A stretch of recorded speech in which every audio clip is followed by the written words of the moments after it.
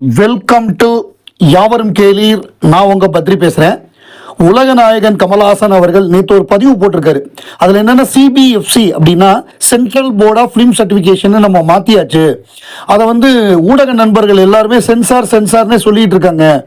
அது ஊடக நண்பர்களுக்கு ஒரு குறிப்பு. பல வருட விவாதங்களுக்கு பின் சென்சார் என்ற சொல்லை நீக்கச் சொல்லி இந்தியாவின் மத்திய திரைப்பட சான்றிதழ் வாரியமாக மாற்றியிருக்கிறோம்.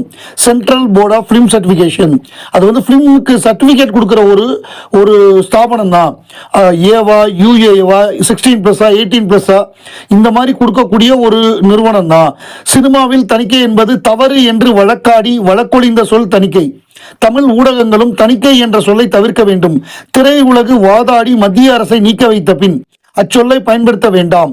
கலையை தணிக்கை செய்ய ஒரு ஜனநாயக அரசுக்கு உரிமை இருக்கக்கூடாது என்பது உலக சினிமா ஒப்புக்கொண்ட நியாயம். தமிழ் சினிமாவும் தான் அப்படிங்கிறத சொல்லியிருக்காரு. ஸோ இது சம்பந்தமாக வலைப்பேச்சில் நேற்று பேசும்பொழுது எம்பி கமல்ஹாசன் ஜனநாயகனுக்கு எதிராக தணிக்கை வாரியம் நடந்து கொண்ட பொழுது அவர் ஏதாவது கருத்து சொன்னாரா அப்படின்லாம் கேட்டிருந்தாங்க.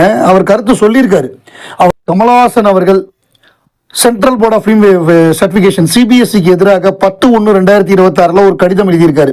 அது ரெண்டு படத்துக்குமே சேர்த்து தான். பராசக்தி, ஜனநாயகன் ரெண்டுக்குமே சேர்த்து பொதுவாக எழுதியிருக்காரு. For art, for artist, for the constitution.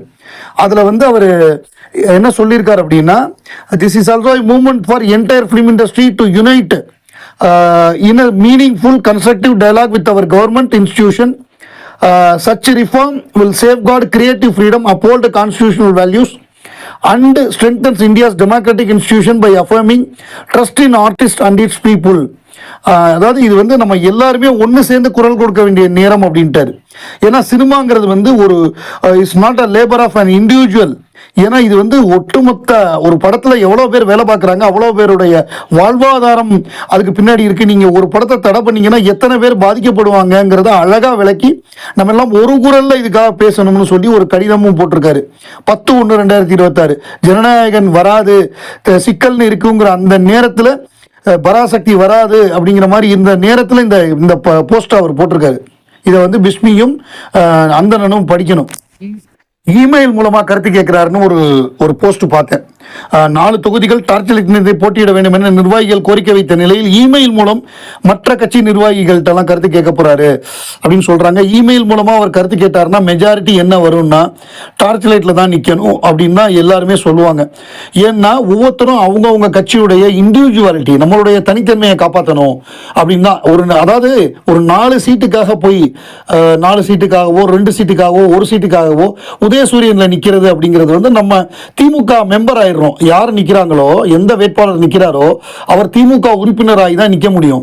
அப்புறம் நம்மளா சொந்தமாக எந்த முடிவும் எடுக்க முடியாது. திமுக என்ன சொல்றாங்களோ அதுதான் கேட்கணும். மாற்றி முடிவு எடுத்தா அந்த கொறடா, அதாவது சட்டசபையில் ஒரு கொறடா இருப்பார், அவர் விப் அப்படின்னு சொல்லுவாங்க இங்கிலீஷில். அந்த விப்பு சொல்றத நம்ம கேட்கணும்.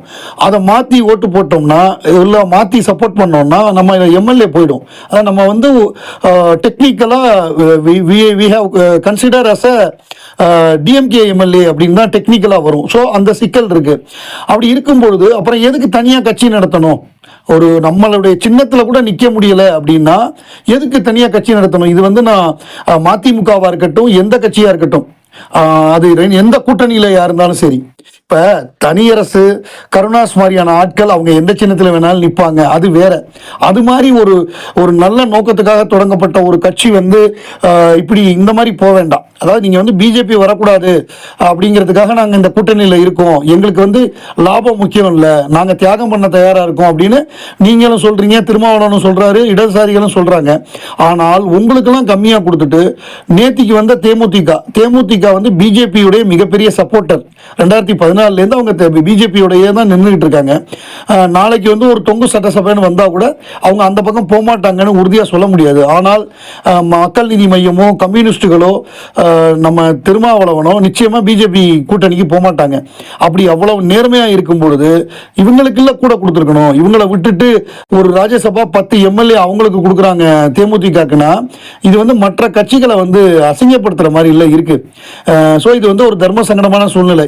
ஏன்னா திமுக ஜெயிக்கணும், ஓப்பனாக நம்ம எதுக்கவும் முடியாது. அதே நேரத்தில் நமக்கு வேண்டியதை கேட்கணும். அதுக்காக காங்கிரஸ் மாதிரி கலாட்டா பண்ணி 3 சீட்டு கூட வாங்கவும் முடியாது. அது வந்து நம்மளுடைய இதுக்கு தகுந்ததில்லை, நம்மளுடைய தகுதிக்கு தகுந்ததில்லைன்னு இவங்கெல்லாம் நினைக்கிறாங்க. பட் தொண்டர்கள் நம்ம இது என்னவோ, நம்ம சின்னம் என்னவோ அதில் போடணும் அப்படின்னு தான் விரும்புவாங்க. அதை மீறி தலைவர் என்ன முடிவெடுத்தாலும் அதுக்கு நம்ம கட்டுப்படுத்த ஆகணும். ஒரு வழியா நேற்றுக்கு வந்து துரந்தர் 2 பார்த்துட்டேன். துரந்தர் 1 வந்த பொழுதே இமீடியட்டாக பார்த்தாச்சு ஃபர்ஸ்ட் டேயே. துரந்தர் 2 2 தடவை தமிழில் புக் பண்ணி அது பார்க்க முடியாமல் இப்போ ஹிந்தி வித் சப்டைட்டில் அதில் வந்து ஐநாக்ஸில் பார்த்தேன். படம் ரொம்ப பிரமாதமாக இருந்தது. இந்த படத்தை பொறுத்தவரைய நிறைய ப்ளஸ் பாயிண்ட்ஸ் இருக்குது. அதாவது இந்த படத்துடைய ஸ்க்ரீன் பிளே 4 மணி நேரம் ஆனாலும் மக்கள் வந்து படம் முடிஞ்சு எண்டு கிரெடிட்ஸில் 2-3 சீன் வருது, அதுக்காக உட்காந்துருந்து படத்தை பார்த்து, அதாவது அந்த மாதிரி ஐநாக்ஸ் மாதிரியான க்ரௌடு, அந்த க்ரௌடே கைத்தட்டி என்ஜாய் பண்ணுது. அங்கெல்லாம் அப்படியே கும்முன்னு அமைதியாக இருக்கும். நம்ம சிங்கிள் ஸ்க்ரீன்லலாம் எப்படி நம்ம விசில் அடித்து கைத்தட்டுவோமோ அந்த அளவு இல்லைன்னாலும் இவங்க என்ஜாய் பண்ணுறாங்க. குறிப்பாக படம் 4 மணி நேரம், நடுவில் இன்டர்வல்லு அதெல்லாம் முடிஞ்சு படம் கிளைமேக்ஸ் போஸ்ட் கிரெடிட்லாம் முடிஞ்சு மக்கள் வந்து உட்காந்துருக்காங்க. அப்படியே 5 மணிக்கு ஆரம்பிச்சது ஈவினிங்கு, படம் முடிகிறப்ப 10-10:15 ஆச்சு. 5 மணிக்கு படம் போடல, அட்வர்டைஸ்மெண்ட்லாம் போட்டு 5:30க்கு தான் ஆரம்பித்தாங்க. 10:15க்கு மேலே ஆச்சு. அப்படியே உட்காந்துருக்காங்க 4 மணி நேரம் ஆகி. யார் ஒருத்தர் கூட எந்திரிக்கல, ஒரு ஆடியன்ஸ் கூட. ஸோ அந்த மாதிரியான ஒரு அருமையான ஸ்க்ரீன் பிளே படத்தில் வந்து ஒவ்வொருத்தருடைய நடிப்பு, அவங்களுடைய அதாவது தோற்றமாக இருக்கட்டும், பாத்திரப்படைப்பாக இருக்கட்டும், அவங்களுடைய நடிப்பாக இருக்கட்டும், டயலாகாக இருக்கட்டும், படத்தில் வந்து பேக்ரவுண்ட் ஸ்கோரு, சாங்ஸு ஒட்டு மொத்தமாக அப்படியே நம்மளை வந்து திகைக்க வைக்கிறாங்க. அவ்வளோ பிரமாதமாக இருக்குது.